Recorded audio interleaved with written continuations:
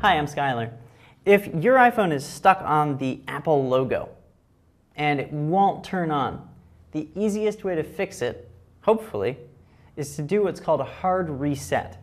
To accomplish a hard reset, hold the home button and the on-off button together for 10 seconds, like so. The screen will go black.